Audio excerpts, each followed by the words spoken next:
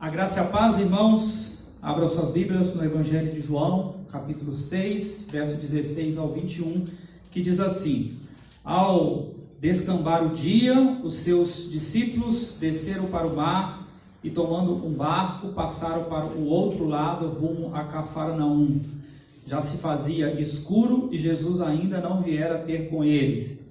E o mar começava a empolar-se, agitado por vento rijo que soprava. Tendo navegado uns 25 a 30 estádios, eis que viram Jesus andando por sobre o mar, aproximando-se do barco, e ficaram possuídos de temor.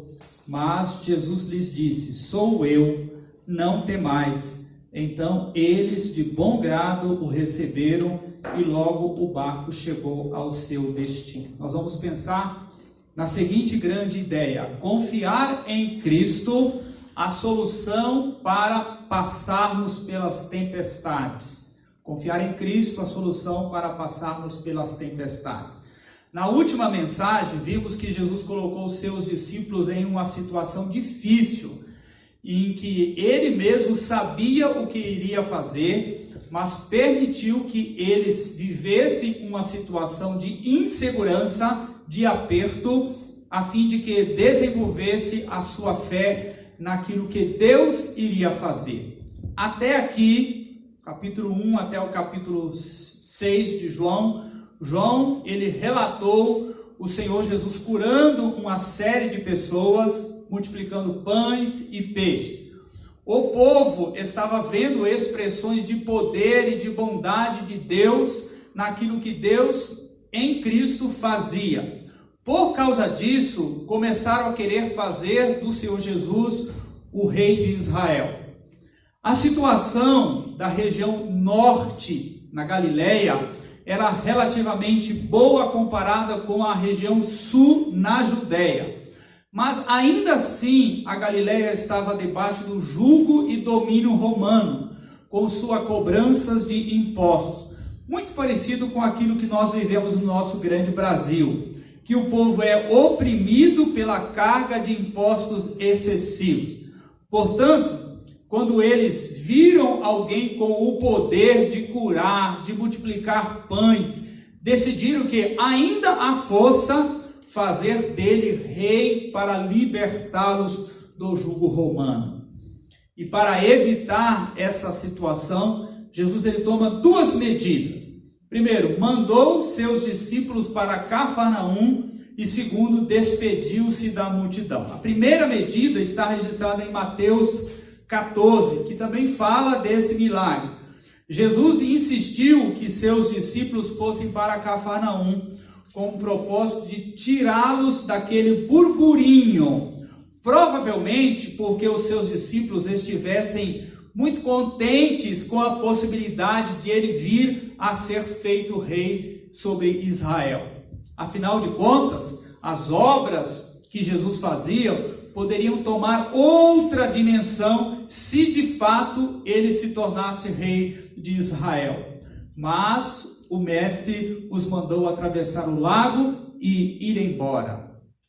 A segunda medida de Jesus foi despedir a multidão que ali se encontrava. Depois disso, Jesus subiu ao monte sozinho, bom que se diga isso, para orar, por ser aquela uma região de ameaça. Ele sabia o que tinha a fazer e que não deveria se tornar rei naquele momento. Na ocasião oportuna, de fato, ele reinará, mas naquele momento não era o plano estabelecido pelo Deus Pai. Enquanto isso, irmãos, parece que os discípulos relutavam em ir para Cafarnaum, pois esperavam até o último momento na expectativa de que o mestre, o Senhor Jesus, descesse do monte.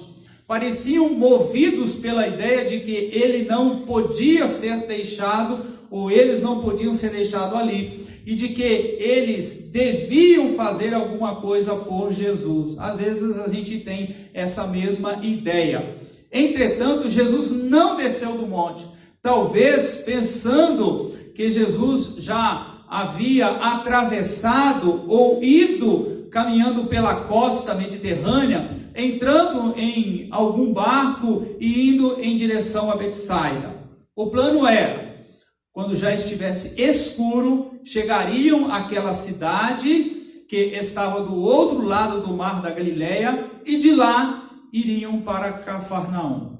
A situação que ali começa a se configurar não era desconhecida para o seu Jesus. O quadro que começava a se pintar era sim um quadro terrível, que embora eles não pudessem ver, tinha a mão soberana do Senhor. Sempre tem a mão soberana do Senhor. Então, pensando nesse soberano controle de Deus sobre todas as coisas, eu gostaria de pensar com os irmãos sobre duas situações que Deus usa para oportunizar maior confiança em Cristo para passarmos pelas tempestades da vida. A primeira situação está aí, são os desapontamentos. Aquela situação era uma situação de desapontamento para os discípulos. Depois de ver Jesus curar muitas pessoas, multiplicar pães e peixes para mais ou menos 10 mil pessoas que se fartaram daquele alimento, eles estavam como que entusiasmados, pois era o momento de glória do ministério deles com o Mestre. As pessoas estavam começando a reconhecer quem de fato Jesus era e desejavam fazer dele o rei de Israel. Nessa hora, ele mandou os seus discípulos embora. Justamente no momento de maior glória, em que, conforme a visão deles, o reino de Deus poderia ser realmente implantado em Israel e em todo o mundo, eles entraram no barco e, como diz Mateus, estavam como que atônitos, temerosos, assustados. Eles não entendiam aquilo que Jesus estava fazendo naquele momento. Ficaram desapontados com o seu Jesus. Eles se sentiram sozinhos naquele momento. E às vezes a gente se sente assim, irmãos. Às vezes pensamos que Deus nos abandonou, que Deus nos deixou, que nós estamos sozinhos no barco, sozinhos na tempestade. É interessante pensarmos que o motivo para os deixar sós foi o desejo de estar orando. Nos parece estranho que ele os envie para o meio de uma tempestade, sozinhos e com ondas batendo por todos os lados. No momento em que eles mais desejavam estar com Jesus na sua glória, ele os manda estar sozinho. Ele os manda embora sozinhos. Algum tempo depois, Jesus irá vos dizer, lá em Mateus 28, 20, eu estou convosco todos os dias até a consumação do século, assegurando-os de que não iria abandoná-los. Mas naquele momento, eles não tinham Jesus por perto. Na dificuldade, nem pelo menos podiam vê-lo. Naquele momento não tinham Jesus nem a explicação do porquê o mestre os havia mandado ir para Cafarnaum e indo orar sozinho. Os discípulos estavam atônitos, se sentindo sós, não conseguiam enxergar para onde ir, pois estava tudo escuro. Ficaram assim até perto das 4 horas da manhã. Se considerarmos que o sol se põe por volta das 18 horas, eles podem ter sofrido esta tempestade por volta das 10 horas da noite. Além disso, o texto nos diz que os ventos lhes eram contrários, por conta da situação geográfica daquela região. Então eles sabiam para onde deveriam ir, sob ordens claras do mestre, mas Deus promove uma situação que não os permite chegar onde Deus deseja que eles cheguem. Olha que interessante isso. Ao invés de irem em direção a Betsaida, o texto do Evangelho de Marcos nos diz que eles foram parar no meio do mar, no meio da tempestade. Imagine essa cena, irmãos. eles estavam remando contra a força do mar, os ventos e as ondas, estavam sozinhos, atônitos, no escuro, e não conseguiam ir para a frente. Parece sinopse de vida real. Pergunto, será que Deus faz isso conosco hoje em dia? Eu tenho a certeza de que vários de nós nos sentimos exatamente assim, não entendendo o que Deus está fazendo nas nossas vidas. Quando deixa tantas ondas vir contra nós, queremos fazer a vontade de Deus de forma sincera, mas as coisas nos parecem contrárias. E Deus nos deixa no escuro, no vácuo, sem saber para onde irmos. E o pior de tudo é sentirmos que estamos sozinhos. Parece até que as pessoas de quem esperamos apoio não estão atentas, nem sensíveis à experiência que vivenciamos. Eu, particularmente, já ouvi de uma ovelha, que não está mais conosco, que disse que eu deveria estar mais atenta às necessidades dela, que eu deveria perceber quando ela não estivesse bem. O texto de Marcos 6,46 nos diz que ele tinha despedido as multidões e subiu ao monte para orar. É bem possível que ele estivesse intercedendo pelos seus discípulos, pois isso era algo típico de Jesus.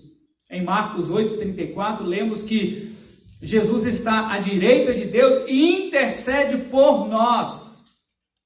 Não podemos ver Jesus intercedendo por nós, mas as Escrituras nos afirmam que Ele assim o faz. Isso significa que podemos nos sentir sozinhos, abandonados, até esquecidos pelas pessoas que mais esperávamos estar presentes em nossas vidas. Mas Deus nos consola quando sabemos que o seu Filho, o Senhor Jesus, está intercedendo por nossa causa. Ele é um sacerdote fiel que está constantemente pedindo a Deus por nós. Hebreus 4, 14 e 15 diz que temos um sumo sacerdote que compadece-se das nossas fraquezas, das nossas dores, dos nossos sofrimentos. É bom sabermos que alguém ora por nós todos os dias. É confortante sabermos disso. Mas talvez não tenhamos ouvido de alguém que assim faça por nós todo o tempo. Jesus sim o faz. Ele nos assiste. Ele diz: eu oro por vocês, ainda que outros possam ignorá-los ou esquecê-los, eu estou orando por vocês. Você pode se perguntar, por que ele ora ao invés de fazer alguma coisa? Às vezes essas perguntas pairam na nossa mente. No programa soberano de Deus, que Ele definiu por causa da nossa condição pecadora, consta que Cristo intercede pelas nossas causas e que o Espírito de Deus atua em nossas vidas. Quando nos encontramos em situações críticas, adversas, trevas, solidão, ameaças, devemos ter em mente, irmãos, que Jesus nos vê, conhece a nossa causa e está intercedendo por nós. A intercessão de Jesus pode implicar em respostas assustadoras de Deus.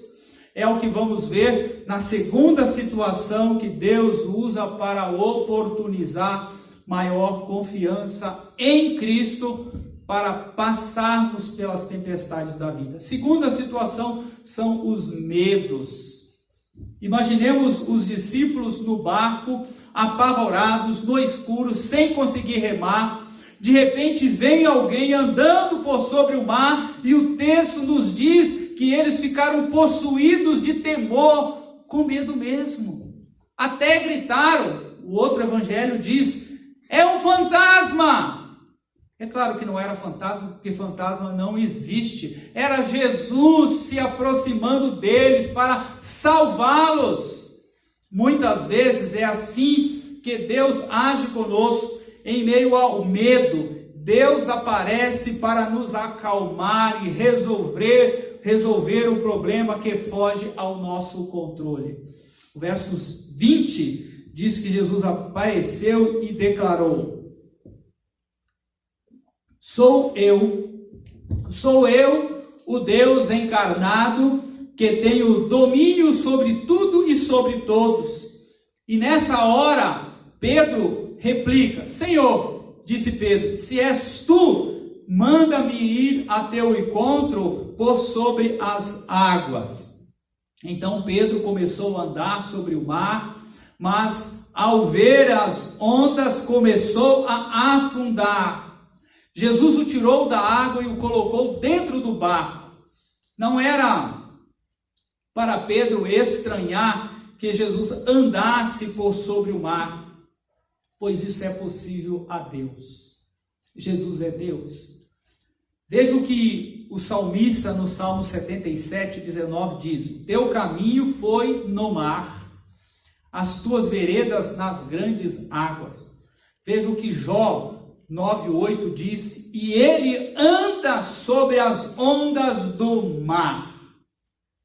Olha que profundo, que precioso. Se Pedro conhecesse mais das Escrituras, ele não precisaria temer naquele momento, mas sim lembrar que poderia aquele momento ser uma manifestação da glória de Deus. Nós tememos porque nos falta experimentar, nos falta conhecer o Deus da Santa Palavra. Tememos, achamos que estamos sós, achamos que tudo vai mal, ficamos desesperados, angustiados, ansiosos, deprimidos, sem sentido para viver, porque achamos que aquele que tem o controle não é um Deus que anda sobre o mar, não é um Deus que anda sobre as águas. Então, de acordo com a maneira de Deus agir, o que aconteceu com os discípulos foi que a manifestação do socorro de Deus, em vez de tornar os discípulos tranquilos, deixou-os mais angustiados. Pergunta: por que Deus não responde a nossa oração do jeito que esperamos, irmãos? Deus também manifesta a sua graça quando somos atribulados. Podemos até pensar, mas onde está a bondade de Deus nestas tragédias? E talvez a resposta seja surpreendentemente diferente do que esperamos. Qual foi a oração de Jesus lá no monte pelos seus discípulos? Certamente não foi para livrá-los daquela tempestade. Possivelmente foi: Pai, prove-os. Eles precisam disso para conhecer o teu poder, para depender do Senhor, para se aproximarem do Senhor. Eles precisam disso para te buscar mais. E pode ser que na resposta Deus faça como fez com os discípulos. Ele pode parar a tempestade sem danos. O barco, naquele caso, ficou inteiro e todo mundo saiu inteiro. Mas também é possível que ele faça como fez com Jonas. O barco ficou pela metade, os homens sobreviveram, mas Jonas, o homem de Deus, ficou no fundo do mar, dentro de um grande peixe. E pode ser ainda que Deus lhe responda, como fez na vida de Paulo, que 3 vezes sofreu naufrágio. Deus sempre sabe o que está fazendo. A resposta dele pode ser assustadora no primeiro momento, pode ser uma ameaça ao nosso barco, ou uma ameaça a nós mesmos, mas com certeza será sempre o melhor que ele tem para nós. Há alguns anos, um barco com alguns missionários, lá no norte do país, afundou e vários deles morreram. Mas eram servos de Deus, missionários, homens que estavam à disposição no campo, na obra. Alguns talvez até tenham perguntado à família, parente, à igreja, onde estava Deus nisso? E a resposta mais coerente é: no trono regendo todas as coisas. No trono soberano dele, controlando, dominando todas as coisas para a sua glória. O fato de sermos cristãos não nos imune de problemas. Estamos no mundo e sujeitos a todas as intempéries deste mundo mau, caído, corrompido. Ainda podemos ficar doentes, sofrer acidentes. Contudo, Jesus deseja que o reconheçamos em meio à tempestade. Sou eu, não tenham medo, ele disse para Pedro. Não estaremos livres de problemas em nossas vidas. Deus, como soberano, vai nos responder preservando o barco e a vida, ou nos permitindo perder barco ou até mesmo a própria vida. Mas poderemos ver esse Deus respondendo e agiremos como no verso 21. Então resolveram recebê-lo no barco e logo chegaram à praia para a qual se dirigiram. O texto lá de Mateus 14, 32 diz: eles entraram no barco e o vento cessou.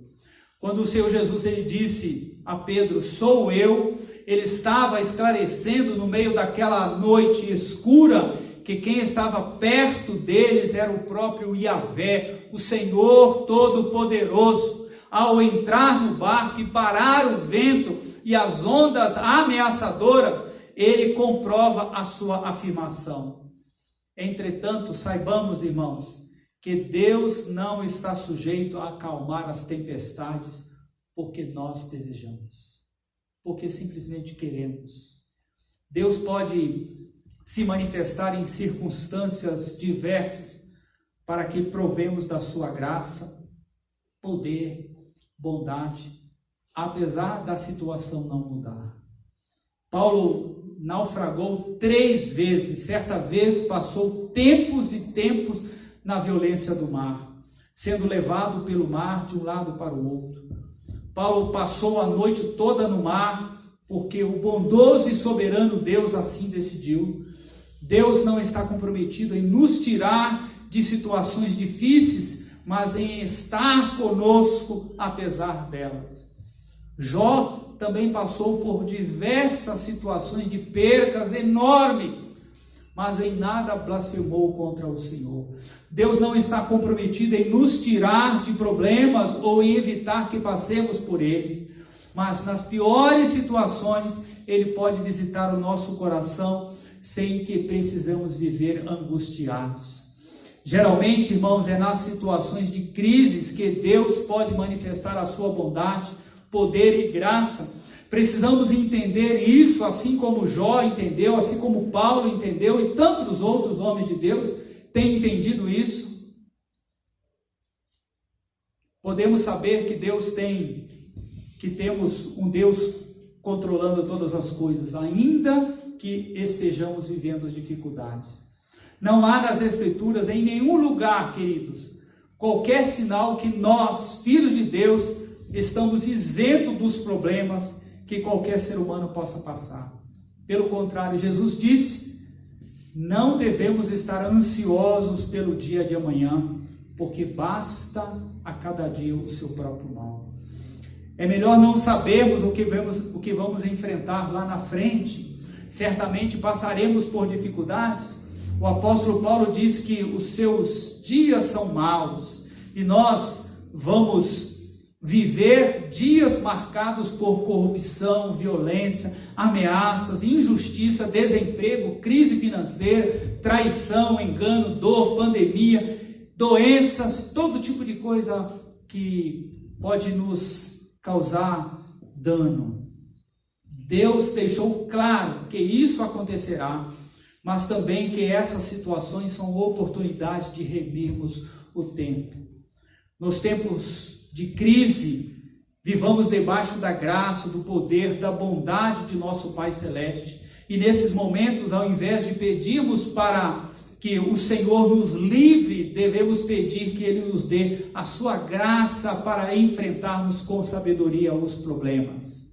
Às vezes oramos errado, pois por isso Deus não responde a nossa oração, ou responde com um não, como aconteceu com Paulo, que por 3 vezes pediu que o Senhor o livrasse de uma situação que lhe causava incômodo, e o Senhor respondeu, não, a minha graça te basta. No início eu citei a grande ideia dizendo, confiar em Cristo a solução para passarmos pelas tempestades. Confiar porque Ele é Deus e tem tudo sob o seu domínio, nada escapa ao seu controle. Atos 4:12 diz que não há salvação ou solução em nenhum outro nome dado entre os homens pelo qual importa que sejamos salvos. Esse nome é o nome de Jesus. Decida hoje dar uma oportunidade para o seu próprio bem, para que o Senhor o sustente em qualquer situação. Não que Ele precise da sua oportunidade. Na verdade, somos nós que precisamos dela. E é por isso que Ele cria essas circunstâncias difíceis. Nesse momento, Ele pode estar intercedendo por nós e dizendo, Senhor, mantém essas dificuldades na vida dessas pessoas, pois elas precisam delas para que possam te ver melhor. Enquanto isso, nós só queremos nos livrar delas, irmãos. Entretanto, porque Deus é bondoso, Ele mantém a dificuldade e as situações de angústia nas nossas vidas. Quando estamos fracos diante dessas experiências, temos a oportunidade de nos lançarmos aos pés dele e então suplicar, Senhor, preciso de ti. Se não conhecêssemos nada sobre Deus, poderíamos pensar que ele nos abandonou ou que ele é um carrasco. Mas em toda a Escritura encontramos que as tribulações, as dores, as angústias são permitidas por Deus, são oportunidades nas quais podemos ser abençoados por Ele. Talvez você ache que o seu sofrimento esteja doendo demais. Deus nunca vai permitir que sejamos tentados ou provados mais do que podemos suportar. Essa promessa que Deus faz em 1 Coríntios 10:13. Qual é a situação? Qual é a sua situação? A situação do seu barco ou da sua vida.